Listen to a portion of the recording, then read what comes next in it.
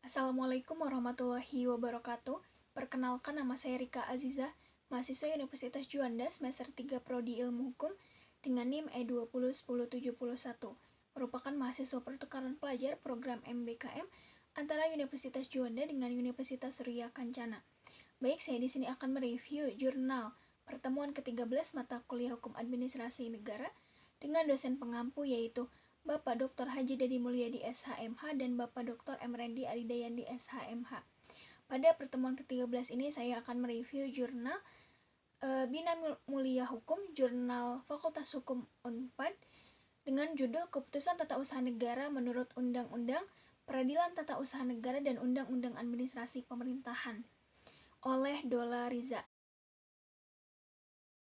Keputusan Tata Usaha Negara sebagai objek sengketa di Peraturan Tata Usaha Negara telah diatur dalam Undang-Undang Peraturan Tata Usaha Negara, termasuk prosedurnya.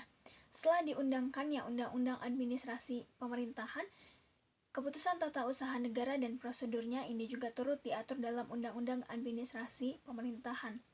Namun terdapat perbedaan dalam pengaturan terhadap hakikat keputusan dan prosedurnya. Dapat disimpulkan bahwa terdapat perbedaan pengaturan terhadap tiga aspek yang diatur dalam Undang-Undang Peraturan Tata Usaha Negara dan Undang-Undang Administrasi Pemerintahan, yaitu yang pertama pengaturan terhadap hakikat keputusan tata usaha negara, kedua pengaturan terhadap status permohonan yang didiamkan oleh badan dan atau pejabat tun, dan yang ketiga pengaturan terhadap pengajuan gugatan yang melalui upaya administratif berupa banding. Nah, meskipun terdapat perbedaan, pengaturan untuk hukum material berpedoman kepada Undang-Undang Administrasi Pemerintahan dan hukum formil tetap berpedoman kepada Undang-Undang Peraturan Tata Usaha Negara. Implikasi dari pengaturan terhadap hakikat keputusan tata usaha negara dalam Undang-Undang Peraturan Tata Usaha Negara dan Undang-Undang Administrasi Pemerintahan adalah terjadinya perluasan kriteria keputusan tata usaha negara dan perluasan kewenangan peraturan tata usaha negara.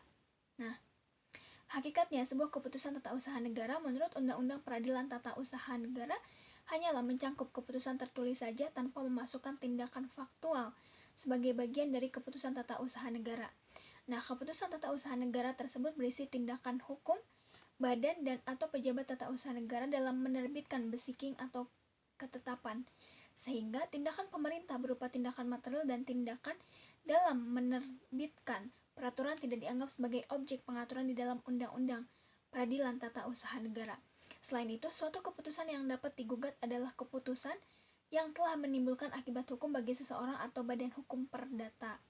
Apabila dibandingkan dengan Undang-Undang Administrasi Pemerintahan, hakikat sebuah keputusan tata usaha negara tidak hanya keputusan dalam bentuk tertulis saja, melainkan termasuk tindakan faktual dengan memasukkan tindakan faktual sebagai makna dari ketetapan atau besiking. Maka tindakan pemerintah yang dapat digugat kepada peradilan tata usaha negara bukan saja tindakan pemerintah dalam menerbitkan keputusan, melainkan tindakan material pemerintah juga dapat digugat di pengadilan tata usaha negara.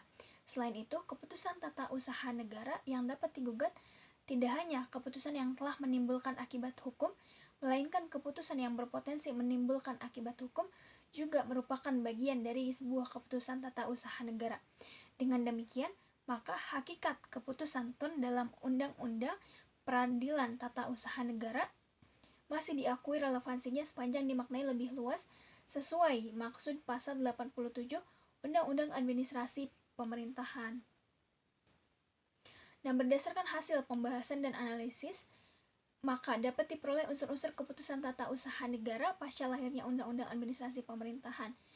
Yang pertama, penetapan tertulis termasuk tindakan faktual. Yang kedua, dikeluarkan oleh badan dan atau pejabat tata usaha negara di lingkungan eksekutif, legislatif, yudikatif, dan penyelenggara lainnya, menggunakan pengertian pemerintahan dalam arti luas. Yang ketiga, berisi tindakan hukum tata usaha negara. Yang keempat, berdasarkan peraturan perundang-undangan yang berlaku dan AUPB. Yang kelima, bersifat konkret, individual, dan final. Frasa final di sini memiliki arti yang lebih luas. Yang keenam, telah menimbulkan akibat hukum dan berpotensi menimbulkan akibat hukum. Yang ketujuh, keputusan ditujukan kepada seseorang atau badan hukum perdata. Nah, perbedaan pengaturan mengenai status keputusan yang didiamkan oleh badan dan atau pejabat tata usaha negara menurut Undang-Undang Peradilan Tata Usaha Negara, keputusan tersebut bersifat fiktif negatif. Karena kata negatif ini memiliki makna bahwa keputusan ini menggunakan atau merupakan penolakan akan suatu hal yang dimohon. Nah, apabila dibandingkan dengan Undang-Undang Administrasi Pemerintahan, keputusan tersebut bersifat fiktif positif karena permohonan masyarakat dianggap diterima sehingga menimbulkan hak atau kewajiban maupun keadaan hukum yang sebenarnya sudah ada. Berdasarkan hal tersebut, apabila keputusan didiamkan oleh badan dan atau pejabatun, maka diputuskan bersifat fiktif positif karena keputusan yang didiamkan ini masih dalam lingkup ranah bestur atau pemerintahan. Oleh karena itu, tunduk kepada Undang-Undang Administrasi Pemerintah. Meskipun demikian, diperlukan mekanisme pengajuan permohonan kepada pengadilan untuk memperoleh putusan penerimaan permohonan. Selain itu, sifat fiktif positif ini bertujuan agar badan dan atau pejabat administrasi bersikap lebih responsif dalam menangani permohonan yang diajukan oleh masyarakat. Implikasi dari pengaturan terhadap hakikat keputusan dan upaya administrasi dalam Undang-Undang Peradilan Tata Usaha Negara dan Undang-Undang Administrasi Pemerintah dikaitkan dengan rumusan masalah pertama, yaitu adanya perluasan kriteria terhadap keputusan tata usaha negara. Yang kedua, adanya perluasan kewenangan peradilan tata usaha negara. Yang ketiga, keputusan fiktif positif masih belum memberikan jaminan kepastian hukum. Dan yang terakhir, pengajuan gugatan yang melalui upaya administratif berupa banding kepada pengadilan tata usaha negara atau pengadilan tingkat pertama tidak sesuai dengan asas peradilan yang sederhana, cepat, dan biaya murah. Baik, sekian review dari saya. Mohon maaf apabila banyak kesalahan. Wassalamualaikum warahmatullahi wabarakatuh.